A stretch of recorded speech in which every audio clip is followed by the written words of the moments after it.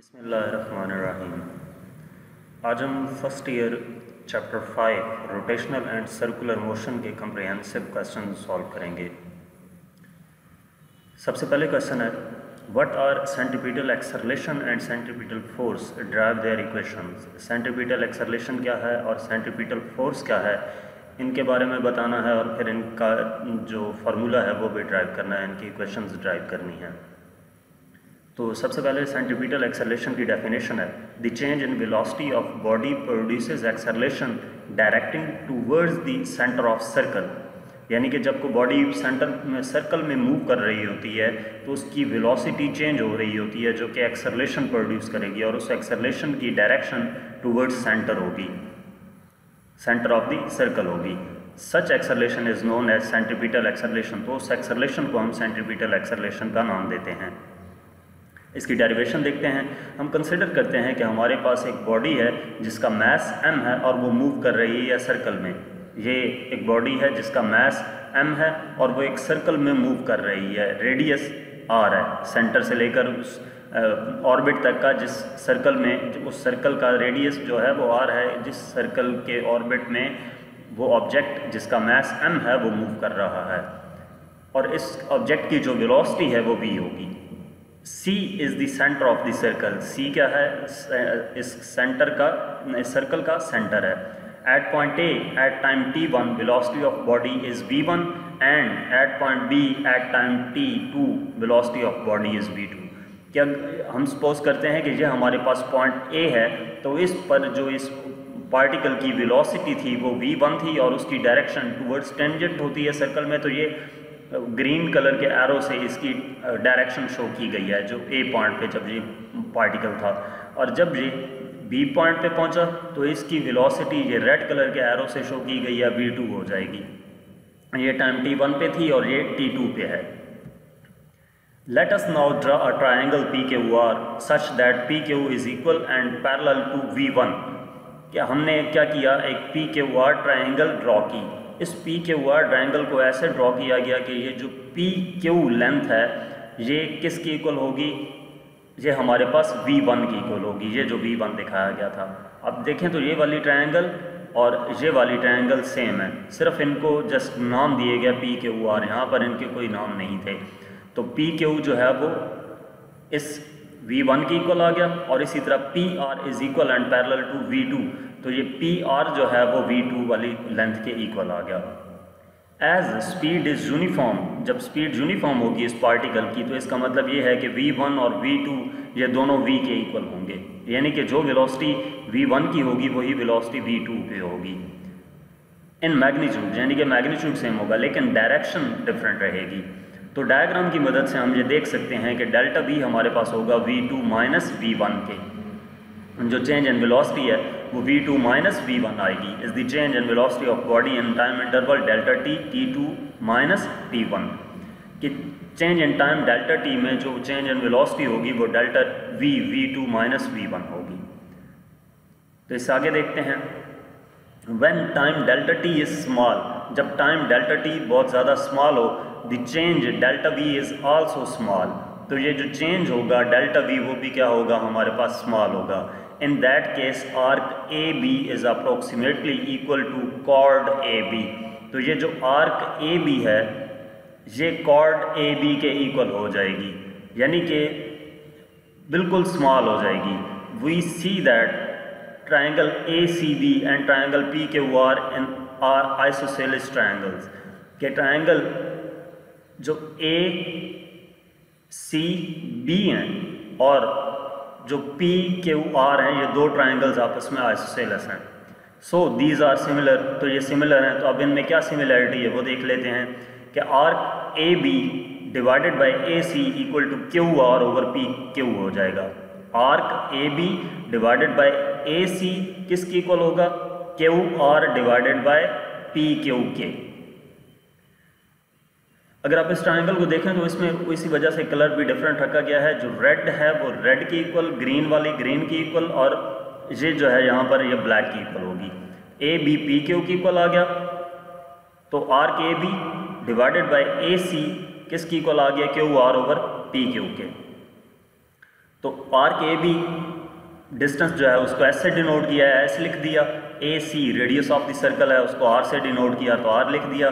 Q R delta we है, और P Q क्या है, ये वी के इक्वल होगा। पी क्यू वी के इक्वल, क्योंकि बताया था पहले कि v1 और v2 सेम वेलोसिटीज होंगी, सिर्फ डायरेक्शन डिफरेंट होगी। Where theta is very small, अगर theta when theta is very small, अगर थीटा बहुत स्मॉल हो, और when delta T equal to t2 minus t1 is very small, या डेल्टा टी जो चेंज इन टाइम है वो t2 माइनस t1 बहुत ज़्यादा स्मॉल हो, तो इसका मतलब ये होगा point B will be very near two point A। Point B जो है वो पॉइंट A के बहुत ज़्यादा क्लोज होगा। तो इसका मतलब क्या होगा कि S equal to V delta T, S equal to V delta T.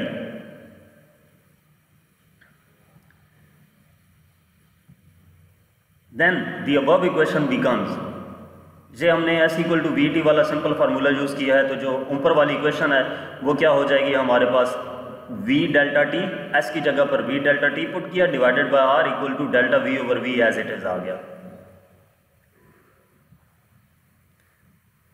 उस इक्वेशन को सिंप्लीफाई किया तो v square over r equal to delta v over delta T आ जाता है। तो v square over r equal to a instantaneous किसकी equal होता है, limit delta T approaches to 0 delta v over delta T. तो delta v over delta T की जगह पर a इंस्टेंटेनियस आ गया। तो A C centimetre acceleration equal आ गया v स्क्वायर ओवर r के। This acceleration is called centimetre acceleration. इस एक्सेलरेशन को हम सेंटीमीटर एक्सेलरेशन का नाम देते हैं। अगर हम इसको वेक्टर फॉर्म में लिखना चाहें तो A C equal to V square over R into R unit vector आ जाएगा। Here r is the radius vector directing outward from the centre of the circle. यहाँ पर r क्या होगा, रेडियस वेक्टर होगा जो डायरेक्टेड आउटवर्ड है, जो आउटवर्ड होगा सेंटर ऑफ द सर्कल के। ये जो r है इसके ऊपर एरो आएगा, एरो वेक्टर आएगा। a and r are oppositely directed, so we can write a और r दोनों ऑपोजिटली डायरेक्टेड हैं, तो इस वजह से A C equal to minus V square over R square into R आ सकता है। ये यहाँ पर A C equal to minus V square over R, ये आर स्क्वायर नहीं आएगा, इसके ऊपर एरो डालना है, आर के ऊपर एरो आएगा। अच्छा, इसके बाद नहीं, बल्कि ठीक है, ये जो है वी स्क्वायर ओवर आर था, तो जब हम इसको वेक्टर फॉर्म में लिखेंगे तो ये आर यूनिट वेक्टर इस तरह लिखा हुआ है। तो हम यहाँ पर क्या करते हैं कि जो यूनिट वेक्टर होता है वो किसकी इक्वल होगा, r vector divided by r magnitude के। तो आर वेक्टर ये बाहर लिख दिया और जो नीचे आर आना था वो मल्टीप्लाई करके आर स्क्वायर लिख दिया। तो A C equal to minus V square over R square into R unit vector आ जाता है। ठीक है, हमने सिंपली क्या किया है कि इस आर यूनिट वेक्टर की जगह पर क्या लिख दिया, यूनिट वेक्टर को हम कैसे लिख सकते हैं, r vector divided by r magnitude. तो जो आर वेक्टर आना था उसको ब्रैकेट के बाहर लिख दिया, जो आर मैग्नीट्यूड डिवीजन में आना था उसको आर के साथ मल्टीप्लाई करके ब्रैकेट के अंदर लिख दिया। माइनस साइन इस वजह से आया है कि ए और आर अपोजिट डायरेक्शन में हैं, तो V square over R square की जगह पर ओमेगा स्क्वायर आ जाएगा, क्योंकि v equal to R omega होता है और यहाँ से omega equal to V over R आ जाएगा। तो A C equal to minus omega square R आ जाता है। ये हमारे पास एंगुलर एक्सेलरेशन आ गया in terms of angular velocity. तो इसको एंगुलर फॉर्म में अगर हम लिखते हैं तो ए की equal to minus omega square into R unit vector आ जाता है। नेक्स्ट क्वेश्चन है, इसी क्वेश्चन का दूसरा पार्ट है centripetal force. The force which keeps the body to move in circular path and is always directed towards the centre of the circle path is called centripetal force. कि वो force जो body को move करती है circular path में और हमेशा उसको directed towards the centre of the circle रखती है, तो उसको सेंटीपीटल फोर्स का नाम दिया जाता है। डेरिवेशन इसकी स्टार्ट करते हैं। Newton second law of motion के मुताबिक F equal to M a होता है। तो सेंटीपीटल फोर्स है, इस वजह जैसे सेंटीपीटल एक्सेलरेशन भी होगा तो एफ सी और ए सी लिख दिया। यहाँ से एफ सी इक्वल आ जाएगा m into V square over R. V square over R क्यों आया कि ए सी इक्वल होता है वी स्क्वायर ओवर आर के। सेंटीपीटल एक्सेलरेशन जो हमने ड्राइव किया formula A C equal to V square over R था, वो यहाँ पर पुट कर दिया, तो F C equal to M V square over R आ जाएगा। इसको अगर वेक्टर फॉर्म में लिखते हैं तो F C equal to minus M V square over R square into R unit vector आ जाता है। V square over R square की जगह पर ओमेगा स्क्वायर पुट कर दिया, F C equal to minus M omega square into R vector आ गया। तो ये क्या आ गई हमारे पास, सेंट्रीपिटल फोर्स आ गई। नेक्स्ट क्वेश्चन, क्वेश्चन नंबर 2 है, show that angular momentum in magnitude is given by l equal to r cross p equal to M R square omega equal to M we r. क्या angular momentum हमने इसको drive करना है, इसका formula. तो angular momentum होता क्या है, angular momentum l of a particle is defined as cross product of r and p and is perpendicular to the plane containing r and p. जो एंगुलर मोमेंटम है l किसी भी particle का, उसको define कैसे किया जाता है कि वो क्रॉस प्रोडक्ट होगा आर और पी का। आर इसमें क्या है, रेडियस, और पी क्या है, momentum, linear momentum, perpendicular to the plane containing r and p. तो एक्सप्लेनेशन इसकी स्टार्ट करते हैं कि angular momentum of the same particle at the vector displacement r from the axis of rotation. Angular displacement same particle का vector displacement r से क्या होगा, l equal to r cross P, और p linear momentum है तो p equal to M v होता है, तो ये आ जाएगा r cross m v. Magnitude of the angular momentum is found from the definition of cross product. जो मैग्नीट्यूड होता है एंगुलर मोमेंटम का, उसको जो क्रॉस प्रोडक्ट की डेफिनेशन है उसकी मदद से हम लिख सकते हैं, यानी कि एल इक्वल आ जाएगा are P sine theta. Cross product है तो क्रॉस के लिए साइन यूज़ किया जाता है, तो ये L equal to R P sine theta आ जाएगा। अगर थीटा एंगल होगा पी और आर के दरमियान, लीनियर मोमेंटम और रेडियस के दरमियान जो एंगल होगा उसको थीटा से डिनोट करें, तो ये हमारे पास L equal to R P sine theta आ जाता है। इसकी यूनिट क्या होगी, यूनिट्स ऑफ एंगुलर मोमेंटम और किलोग्राम मीटर स्क्वायर पर सेकंड और मोर कॉमनली जूल सेकंड। जो यूनिट होगी एंगुलर मोमेंटम की वो कैसे लिखी जाती है, किलोग्राम मीटर स्क्वायर पर सेकंड, और इसको कॉमनली हम कहते हैं जूल सेकंड, यानी कि किलोग्राम मीटर स्क्वायर पर सेकंड जूल सेकंड के इक्वल होता है। यह फार्मूला कैसे आता है, किलोग्राम मीटर स्क्वायर पर सेकंड के L equal to R P था, तो यहाँ से पी जो मोमेंटम है P equal to M V है, तो एम का यूनिट केजी, वेलोसिटी का मीटर पर सेकंड और रेडियस है आर साथ, तो उसका भी सेकंड आ गया, मीटर आ गया, तो ये किलोग्राम मीटर स्क्वायर पर सेकंड आ जाता है। यानी कि हम फार्मूले की मदद से भी इसका यूनिट लिख सकते हैं। इवन कि हम किसी भी क्वांटिटी का जो यूनिट है ऐसा यूनिट, वो हम उसके फार्मूले की मदद से लिख सकते हैं। इसके बाद हम स्पेशल केस डिस्कस करते हैं कि केस 1 है, consider the motion of in a circle when R is always perpendicular to P. कि हमने मोशन सर्कल की डिस्कस की है जिसमें आर परपेंडिकुलर है पी के, momentum P is tangential to the circle all along the circumference. जो momentum P होगा वो टेंजेंट टू द सर्कल होगा हर डायरेक्शन पे, हर पॉइंट पे, सर्कमफेरेंस पे। तो then the magnitude of the angular momentum is, जो मैग्नीट्यूड होगा एंगुलर मोमेंटम का, L equal to R P sine 90। Perpendicular था तो साइन 90 आएगा, और साइन 91 की इक्वल होता है, तो ये आर पी के इक्वल आ जाएगा। Since R is constant, any change in L is brought about only by change in P equal to mv। यहाँ पर R कांस्टेंट है तो इस वजह से जो भी एंगुलर मोमेंटम में चेंज आएगी वो P इक्वल टू mv में जो चेंज होगी उसके मुतरादिफ ही होगी। L equal to R P equal to R M V equal to M we R आ गया। ये वो इक्वेशन है जो हमने प्रूव करनी थी। इसके बाद जो सेकंड केस है, consider particle of mass m rotating in a circle of radius r having velocity v। एक पार्टिकल है जिसका मास m है और वो सर्कल में रोटेट कर रहा है वेलोसिटी v के साथ। Let us determine the angular momentum of the particle. हम कंसिडर करते हैं, हमने फाइंड करना है एंगुलर मोमेंटम उस पार्टिकल का जो कि मूव कर रहा है सर्कल में, और about z axis angular velocity omega के साथ वो रोटेट कर रहा है सर्कल में। In terms of mass and velocity, mass and velocity की टर्म्स में जो एंगुलर मोमेंटम होगा इसको L equal to M R भी लिख सकते हैं। तो M R into R omega, V equal to R omega होता है।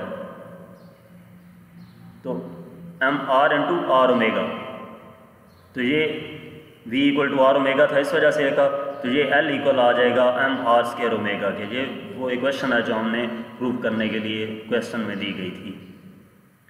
इसके बाद हमारे पास नेक्स्ट क्वेश्चन है, question number 3, show that role playing by mass in linear motion is playing by moment of inertia in rotatory motion. के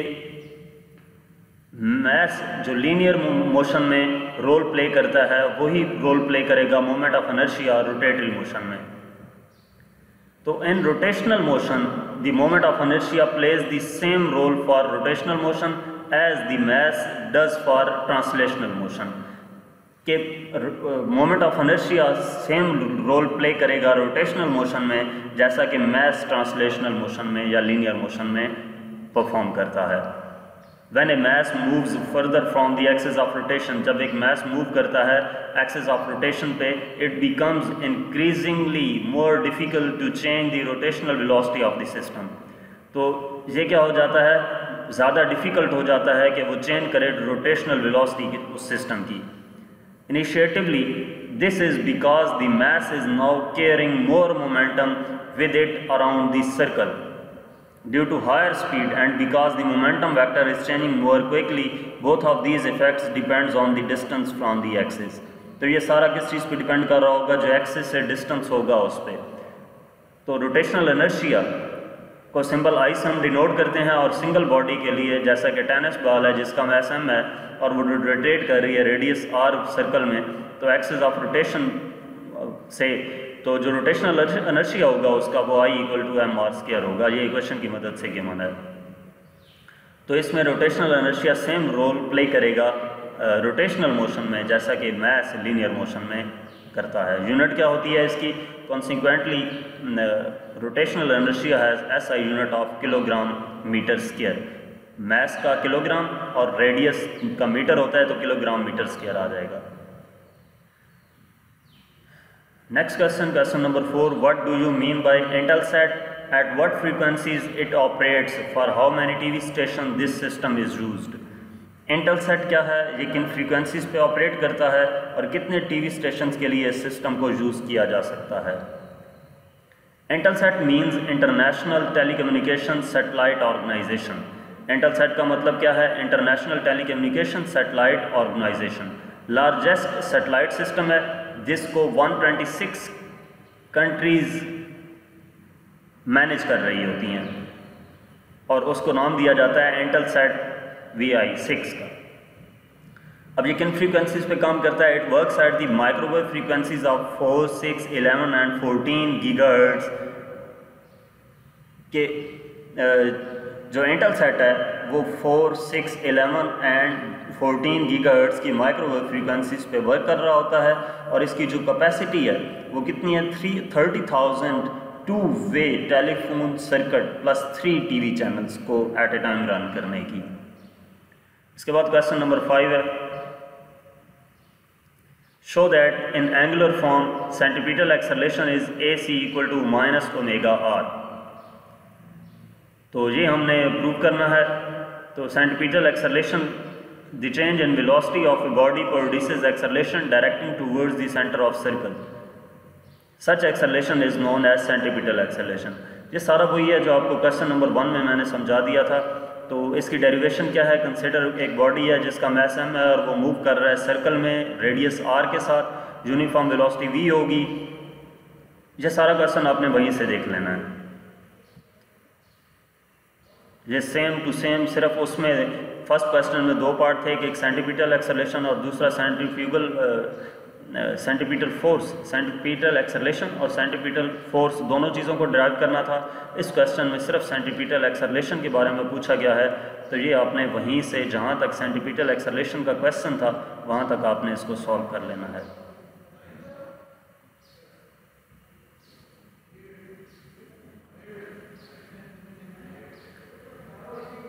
minus omega square R की equal आ जाता है।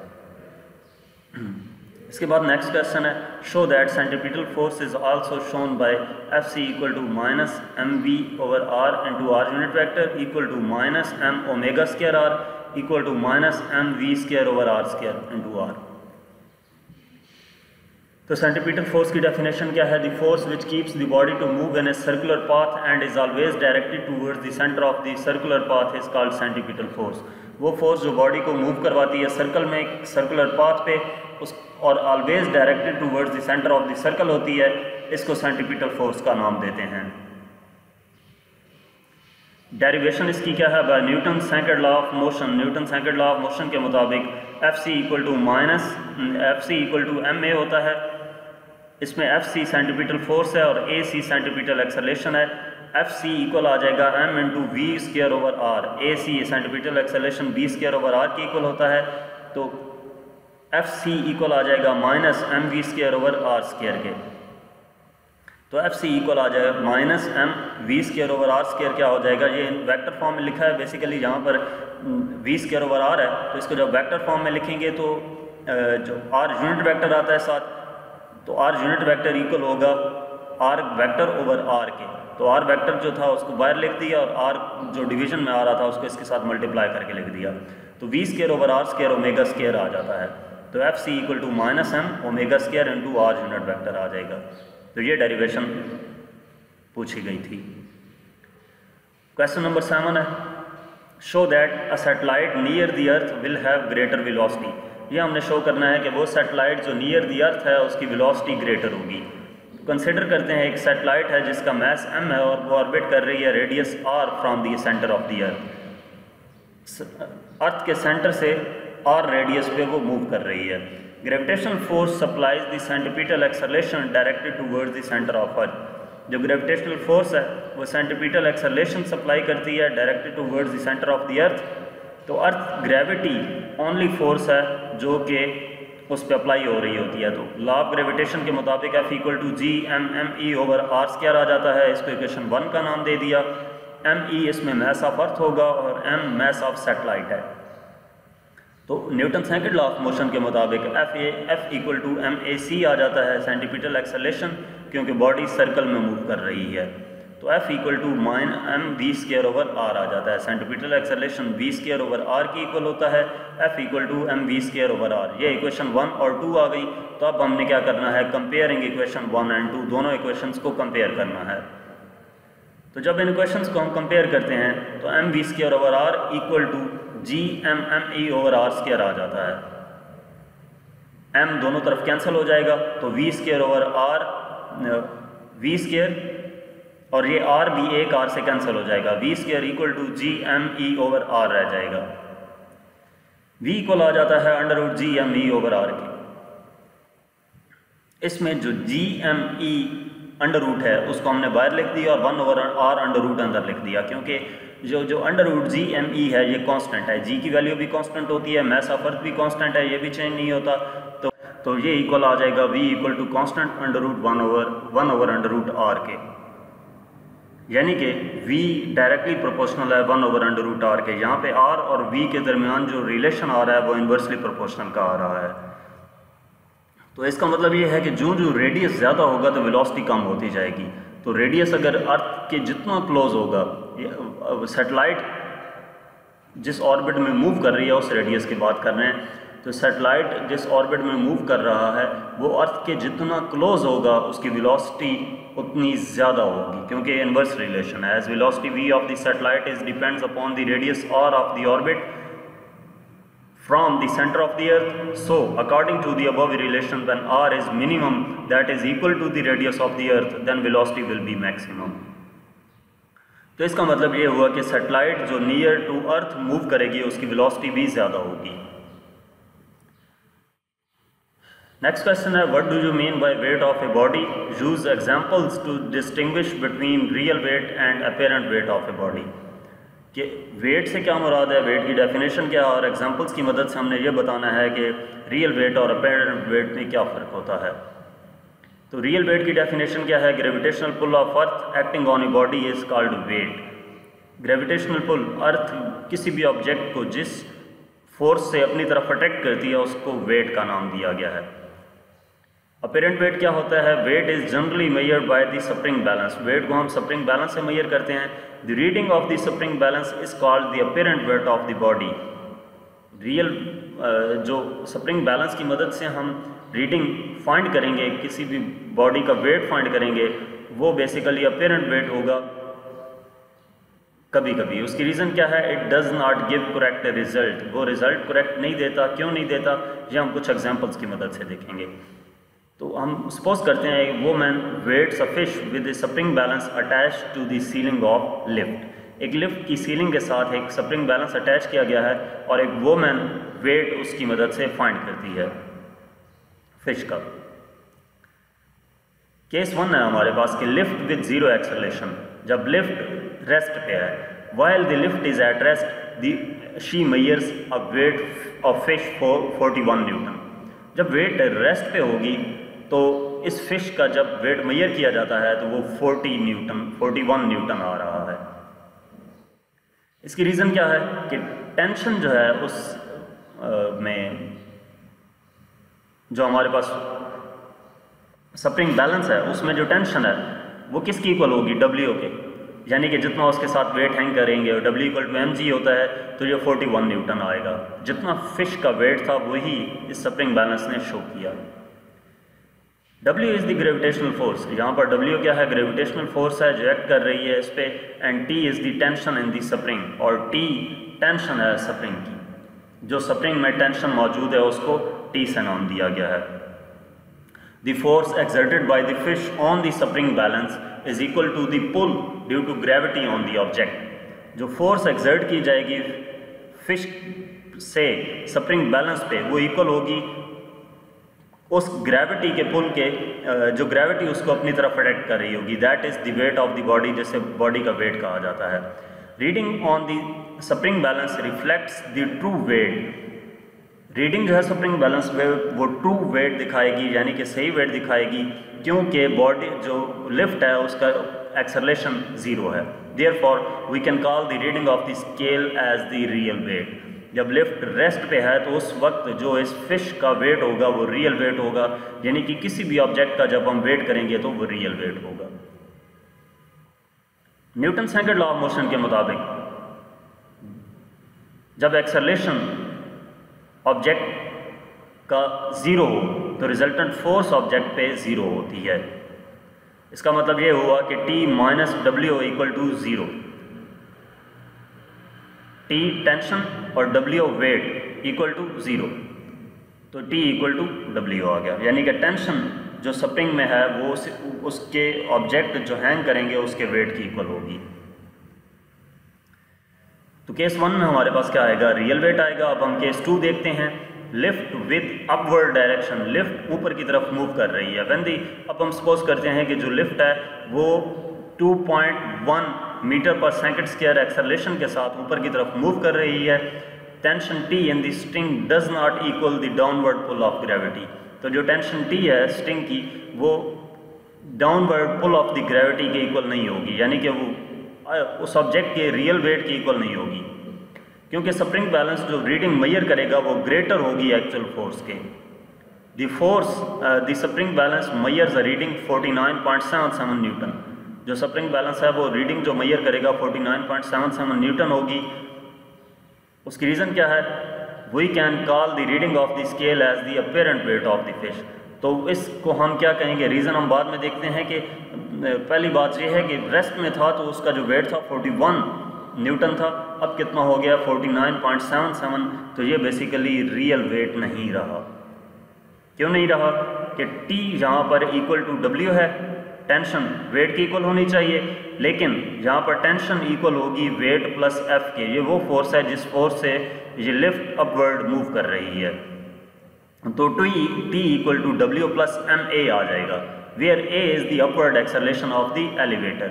यानी कि A एक्सेलरेशन होगा अपवर्ड, जो एलिवेटर या लिफ्ट ऊपर की तरफ मूव करेगी उसका। वेट W डाउनवर्ड वेट होगा फिश का, जो कि हमने केस 1 में फाइंड किया था, और A एक्सेलरेशन जिस एक्सेलरेशन के साथ ये लिफ्ट अपवर्ड मूव करेगी। इसके बाद केस 3 है lift with downward acceleration. Downward acceleration की तरफ जब लिफ्ट मूव करेगी तो हम सपोज करते हैं कि lift 2.1 metre per second square की एक्सेलरेशन से डाउनवर्ड मूव कर रही है। तो जो ग्रेविटी है does not equal to tension T। Gravity tension T की इक्वल नहीं होगी। तो स्प्रिंग बैलेंस जो है वो 32.22 newton less than the actual weight. जो स्प्रिंग बैलेंस वेट मेजर करेगा वो 32.22 less than the actual weight हो गया। Therefore reading of the scale is also called apparent weight of the fish. यहाँ पर भी केस 2 की तरह केस 3 में भी जो रीडिंग होगी अपेरेंट वेट आएगा, यानी कि W ग्रेटर देन T होगा, T equal to W minus F हो जाएगा। पहले केस 2 में T equal to W plus F था, यहाँ पे T equal to W minus F हो जाएगा, यानी कि T equal to W minus M A. यहाँ पर A क्या है, डाउनवर्ड एक्सेलरेशन है एलिवेटर का, तो ये डायग्राम की मदद से दिखाया भी गया है। जब एलिवेटर डाउनवर्ड मूव करेगा तो इसमें T equal to W minus F आएगा। इसके बाद नेक्स्ट फोर्थ केस है। फोर्थ केस में क्या है कि लिफ्ट फॉलिंग फ्रीली, कि हम सपोज करते हैं कि जो लिफ्ट है वो फ्रीली फॉल कर रही है, यानी कि उसकी जो स्ट्रिंग है वो ऊपर से टूट गई है और वो डाउनवर्ड फ्रीली फॉल कर रही है। तो उस केस में क्या होगा, W ग्रेटर देन T होगा, यानी कि वेट जो होगा वो टेंशन से ज़्यादा होगा, तो T equal to W minus F हो जाएगा। T equal to M G minus M A, force M A की इक्वल होती है, और एम ए क्या है, एम जी हो जाएगा, क्योंकि एक्सेलरेशन जिस एक्सेलरेशन के साथ वो लिफ्ट मूव कर रही है वो ग्रेविटेशनल एक्सेलरेशन है।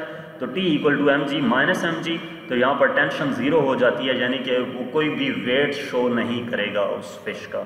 जो स्प्रिंग बैलेंस है वो फिश का कोई वेट शो नहीं करेगा। When the lift fall freely then the spring balance measure zero reading. जब लिफ्ट फ्रीली फॉल करती है तो जो स्प्रिंग बैलेंस है वो ज़ीरो रीडिंग मेजर करेगा। Apparent weight of the object will be zero, तो जो अपेरेंट वेट होगा ऑब्जेक्ट का वो ज़ीरो होगा। तो इन एग्जांपल्स की मदद से हमने ये देखा कि केस 1 जब लिफ्ट रेस्ट में थी तो उस वक्त रियल वेट शो हुआ, केस 2, केस 3, केस 4 में अपेरेंट वेट था। इसके बाद हमारे पास नेक्स्ट क्वेश्चन है, question number 9, explain how gravity is provided to the occupants of the spaceship. जो स्पेसशिप में मौजूद होते हैं लोग, उनको एस्ट्रोनॉट्स, उनको कैसे ग्रेविटी प्रोवाइड की जाती है, तो उसका हमने बताना है। In order to have a spaceship in space, किसी भी स्पेसशिप को स्पेस में भेजने के लिए we have to provide gravity to the occupants of the spaceship.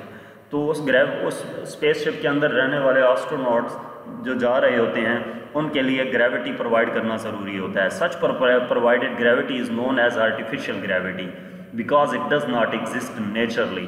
तो उस ग्रेविटी को हम आर्टिफिशियल ग्रेविटी का नाम देते हैं क्योंकि वो एग्जिस्ट नहीं कर रही होती नेचर में। Where we want to produce artificial gravity, जब हम आर्टिफिशियल ग्रेविटी प्रोड्यूस करना चाहते हैं तो हमें क्या करना होगा, we have to rotate the spaceship with certain frequency. हमें उस स्पेसशिप को सर्टेन फ्रीक्वेंसी पे रोटेट करना होगा।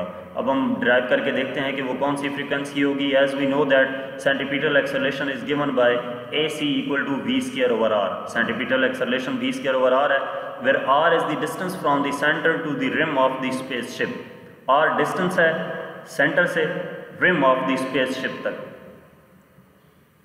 तो AC इक्वल टू G आ जाएगा, सेंटीपिटल एक्सेलरेशन ग्रेविटेशनल एक्सेलरेशन की इक्वल होगा, then G equal to V square over R हो जाएगा।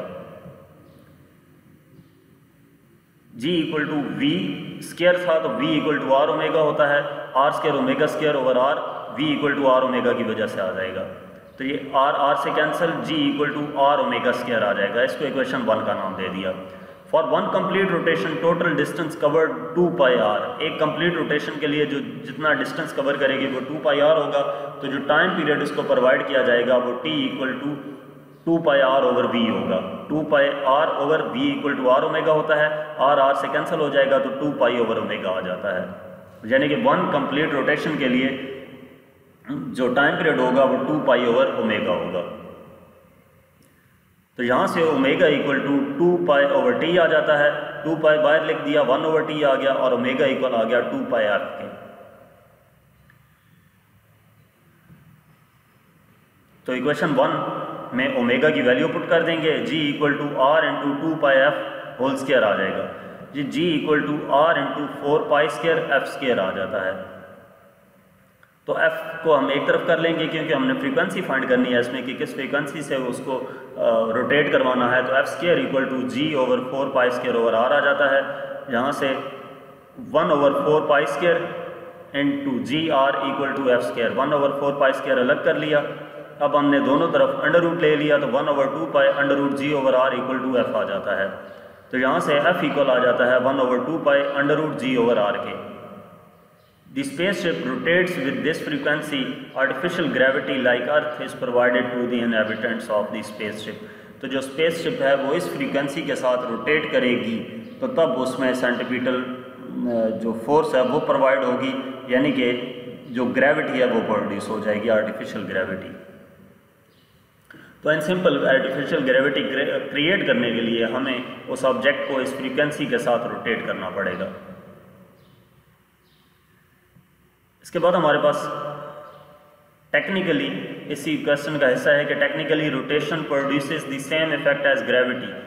जो रोटेशन होती है वो सेम इफेक्ट प्रोड्यूस करती है जैसे कि ग्रेविटी प्रोड्यूस कर रही होती है। इसकी रीज़न क्या है? It produces a force, centrifugal force. वो एक फोर्स प्रोड्यूस कर रही होती है, सेंट्रीफ्यूगल फोर्स। सेंट्रीफ्यूगल फोर्स क्या होती है? जब ऑब्जेक्ट सर्कल में मूव कर रहा होता है तो जो फोर्स उसको सर्कल में मूव करवा रही होती है वो सेंट्रीपिटल फोर्स है, और इसके रिएक्शन के तौर पर जो फोर्स क्रिएट होती है उसको सेंट्रीफ्यूगल फोर्स का नाम दिया जाता है। बाय एडजस्टिंग सर्टेन पैरामीटर्स, कुछ पैरामीटर्स को फिक्स करके स्पेस स्टेशन के such as the radius and rotation rate, we can create a force on the outside walls. तो हम क्या कर सकते हैं? एक फोर्स क्रिएट कर सकते हैं आउटसाइड द वॉल्स पे, that equals the force of the gravity, जो कि फोर्स ऑफ ग्रेविटी के इक्वल होगी। इसके बाद हमारे पास नेक्स्ट क्वेश्चन है, question number 10। Give different 3 examples to illustrate the phenomena of conservation of angular momentum. 3 examples की मदद से हमने कंजर्वेशन ऑफ एंगुलर मोमेंटम का जो फिनोमेना है उसको डिस्कस करना है।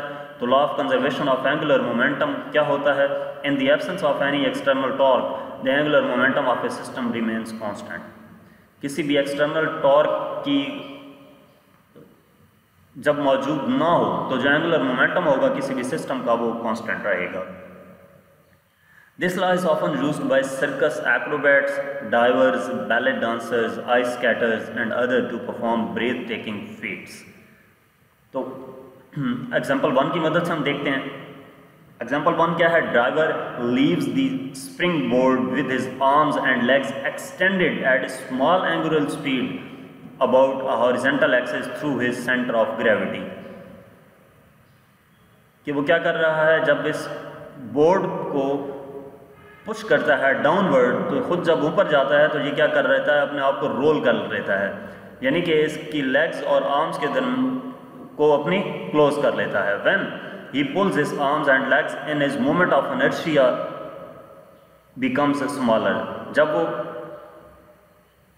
अपने लेग्स और आर्म्स को पुल कर लेता है तो उससे मोमेंट ऑफ इनर्शिया स्मॉल हो जाएगा, क्योंकि moment of inertia I = mr² है, रेडियस पे डिपेंड कर रहा होता है। तो रेडियस कम होगा तो मोमेंट ऑफ इनर्शिया भी कम हो जाएगा। In order to keep his angular momentum I constant, I constant रखने के लिए वो क्या करेगा? इस एंगुलर वेलोसिटी इंक्रीज, उसकी एंगुलर वेलोसिटी जो है वो इंक्रीज कर जाती है। He can thus make 1 or more extra somersaults. तो वो क्या करता है कि जब उसकी एंगुलर जो मोमेंटम था उसको कांस्टेंट रखने के लिए एंगुलर वेलोसिटी इंक्रीज करेगी तो वो एक या एक से ज़्यादा समरसॉल्ट्स कवर कर जाएगा। इसके बाद दूसरी एग्जांपल है, example 2। A gymnast start dismount at full extension. वो फुल एक्सटेंशन पे स्टार्ट करता है डिसमाउंट, यानी कि फुल एक्सटेंशन पे जब होता है तो तब वो इसको छोड़ता है, इस बार को। And then by tucking in his knees he brings his mass closer to the centre of the axis of rotation, thereby decreasing the moment of inertia. तो वो क्या करता है? जो ही इसको छोड़ता है तो वो अपने लेग्स और हाथों को क्लोज कर लेता है। उसकी रीज़न क्या होती है? कि उसकी वजह से जो एक्सिस ऑफ रोटेशन है वो उसकी क्लोज हो जाएगी, उसके आर्म्स और लेग्स, तो उसका जो मोमेंट ऑफ इनर्शिया है वो डिक्रीज कर जाएगा, क्योंकि मोमेंट ऑफ इनर्शिया आर पे डिपेंड कर रहा होता है। आर ज़्यादा होगा तो मोमेंट ऑफ इनर्शिया भी ज़्यादा होगा, और कम होगा मोमेंट ऑफ इनर्शिया भी कम होगा। When the gymnast decreases his moment of inertia, जब वो मोमेंट ऑफ इनर्शिया को डिक्रीज करेगा उससे क्या होगा? हिज एंगुलर वेलोसिटी इंक्रीजेज, तो उसकी एंगुलर वेलोसिटी इंक्रीज कर जाएगी। In order to keep the angular momentum I constant, his increased angular velocity allows the gymnast to complete the rotation। तो उसकी वजह से क्या होता है, वो जिम्नास्ट जो है वो एंगुलर जो रोटेशन है वो अपनी कंप्लीट कर सकता है इजीली। अच्छा, इसके बाद एग्जांपल नंबर 3 है, a man standing on the turn table and holding heavy weights in his hands. एक मैन है जो टेबल पे है और उसके हाथों में हैवी वेट्स हैं। With arms fully stretched horizontally he is first set rotating slowly. Fully stretch किया हुआ है इसने, बाजू बिल्कुल खोले हुए हैं, तो उससे क्या होगा, रेडियस ज़्यादा है तो मोमेंट ऑफ इनर्शिया भी ज़्यादा होगा। Upon drawing the lands and weights in towards the chest the angular velocity is considerably increased. तो जो ही वो इन डंबल्स को, इन वेट्स को अपने चेस्ट के करीब लेकर आता है तो रेडियस कम हो गया, एक्सिस के गिर्द जो रोटेट कर रहा है वो रेडियस कम हो गया। रेडियस कम होने से एंगुलर मोमेंटम भी डिक्रीज हो जाएगा। He can slow down his spinning speed bye stretching his hands again. तो इसकी स्पीड इंक्रीज कर जाएगी जब वो क्लोज लेकर आ जाएगा। फिर अगर वो स्पीड डिक्रीज करना चाहता है तो अपने हैंड्स फिर ओपन करेगा तो रेडियस ज़्यादा हो जाएगा, उससे एंगुलर मोमेंटम इंक्रीज कर जाएगा।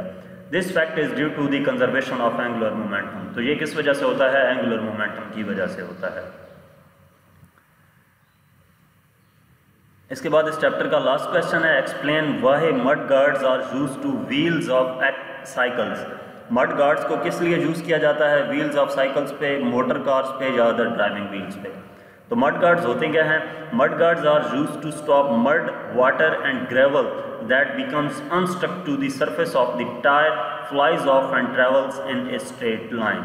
मड गार्ड्स को बेसिकली मड, वाटर या ग्रेवल जो अनस्टक हो जाते हैं सरफेस के साथ, सरफेस ऑफ टायर के साथ, उसको रोकने के लिए हम यूज़ करते हैं। क्योंकि अगर वो वहाँ से हटते हैं, जब टायर से वो टायर को छोड़ेंगे तो किस तरफ जाएंगे, स्ट्रेट लाइन में मूव कर जाएंगे, तो उससे नुकसान हो सकते हैं। जैसे अगर वो बड़ा पत्थर है तो किसी गाड़ी के शीशे पे लगता है तो शीशा टूट सकता है। इस तरह और भी काफ़ी सारी चीज़ें हो सकती हैं। The force of adhesion provides necessary centripetal force. जो फोर्स होती है वो क्या करती है, सेंट्रीपिटल फोर्स इसको प्रोवाइड होगी फोर्स ऑफ एडहेशन की मदद से। व्हेन स्पीड इंक्रीज, जब स्पीड इंक्रीज करती है, then adhesion force will not be sufficient to provide the required centripetal force. जब स्पीड इंक्रीज करेगी तो जो एडहेशन फोर्स है वो सफिशिएंट नहीं होगी कि वो रिक्वायर्ड सेंट्रीपिटल फोर्स प्रोवाइड करे। This is due to the reason that linear velocity is always tangent to the circle. इसकी वजह क्या होगी कि जो लीनियर वेलोसिटी होती है वो हमेशा टेंजेंट टू द सर्कल होती है, तो जो मड है वो फ्लाई कर जाएगा लीनियर वेलोसिटी की डायरेक्शन में, यानी कि टेंजेंट की डायरेक्शन में वो फ्लाई कर जाएगा। तो यहाँ तक इस चैप्टर के कंप्रिहेंसिव क्वेश्चंस थे। बाकी 5 चैप्टर्स की कंप्रिहेंसिव क्वेश्चंस रह गए हैं। मुझे जब टाइम मिलता है तो मैं ये करता रहता हूँ। तो बाकी भी इंशाल्लाह ये कंप्लीट करने के बाद फिर इसके भी मैं चैप्टर वाइज टॉपिक्स बनाने शुरू करूँगा और साथ साथ सेकंड ईयर का काम भी करना है। तो बाकी आपको जो भी लेक्चर कहीं से कोई समझ नहीं आता तो आप पूछ सकते हैं कमेंट्स में। Okay, thank you.